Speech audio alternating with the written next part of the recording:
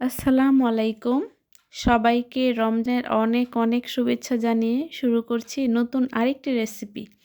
আজকে আমি আপনাদের সাথে শেয়ার করব খুবই অল্প তেল দিয়ে একেবারেই কম মশলা দিয়ে কিভাবে ছোলা বুট ভুনা করা যায়।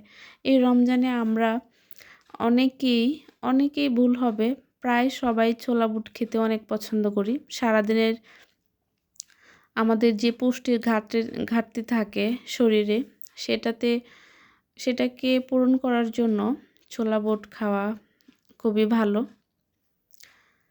তো আমি আপনাদের সাথে রেসিপিটি শেয়ার করব। দেখতে পাচ্ছেন আমি এখানে ১ কেজি পরিমাণ ছোলা বুট নিয়েছি। সারা রাত্র আমি ভিজিয়ে রেখেছি। ছোলা বুট আমি তারপর নর্মাল পানি দিয়ে পরিষ্কার করে নিয়েছি। এবার একটি প্রেসার কুকারে ঢেলে দিলাম। এখন দিয়ে দিচ্ছি ২টো তেজপাতা, ১ টুকরো দারচিনি এবং ৪ চা চামচ লবণ। এখানে লবণের পরিমাণটা একটু বেশি দিতে হবে, কারণ পানি যখন ছেঁকে নেওয়া হবে তখন পানির সাথে অনেকটা লবণ চলে যাবে, আর সিদ্ধ করলে কিছুটা লবণ ছোলার ভিতরে ঢুকবে।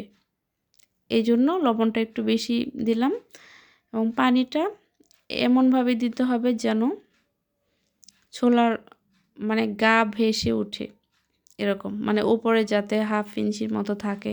দেখতে পাচ্ছেন আমি পানিটা দিয়ে লবণের সাথে খুব ভালো করে মিশিয়ে নিচ্ছি।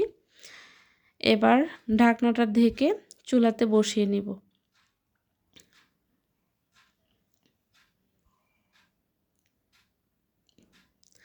চুলাতে বসিয়ে নিলাম এবং আমি চুলাটা অন করে নিচ্ছি। 3টা সিটি দেওয়ার পর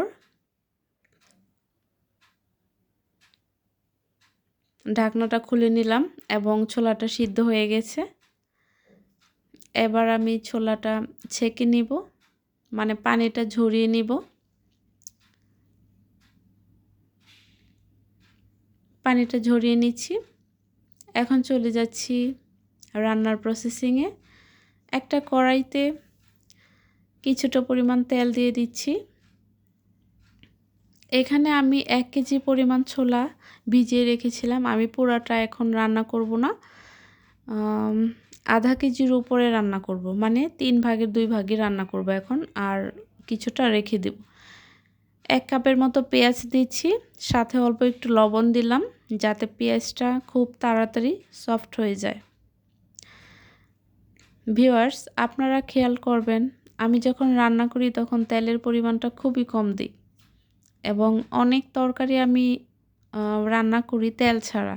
খুবই মজা হয়। আপনারা যদি দেখতে চান তাহলে কমেন্টস করে জানাবেন। এখানে পেঁয়াজ বেরেস্তাটা হয়ে গেছে, আমি অর্ধেকের বেশি উঠিয়ে নিচ্ছি। বাকি পেঁয়াজ বেরেস্তা দিয়ে আমি রান্নাটা শুরু করব। 1.5 চা চামচের মতো রসুন বাটা দিয়ে দিলাম। তারপর দিয়ে দিচ্ছি 1 চা চামচ আদা বাটা। কিছুটা পানি দিয়ে মিক্সড করে নিব।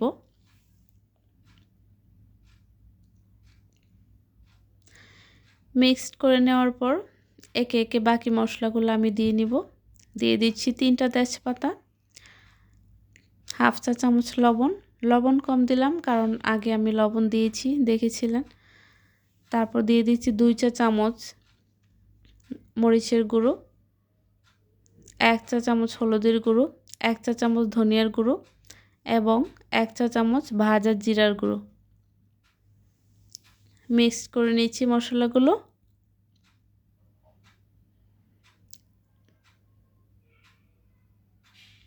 এখন আরও কিছুটা পানি দিয়ে মশলাটা আবারও মিক্স করে নেব। মশলাটা ততক্ষণ পর্যন্ত মিক্সড করতে হবে যতক্ষণ তেলটা উপরে ভেসে না ওঠে এবং মশলাটা পাত্র থেকে ছেড়ে যাবে। ওই যে দেখতে পাচ্ছেন পাত্র থেকে মশলাটা উঠে গেছে এবং উপরে তেল ভেসে উঠছে। এখন আমি খানিকটা পরিমাণ পানি দিয়ে দিব। এখানে প্রায় 2 কাপের মতো পানি দিয়ে দিচ্ছি। এত পানি দেওয়ার একটাই কারণ, এই পানি সহযোগে যখন ছোলাটা ফুটে উঠবে তখন ছোলার ভিতরে মশলা, তেল সব ভালো করে ঢুকে যাবে এবং সেই জন্যই ছোলাটা খেতে এত মজা হবে। তো দেখতে পাচ্ছেন আমি ছোলাগুলো দিয়ে দিলাম। এখন ভালো করে ফুটিয়ে নেব।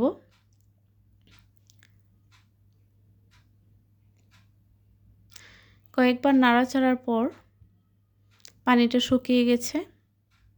এবার আমি 1 চা চামচ গরম মশলার গুঁড়ো দিয়ে নিলাম।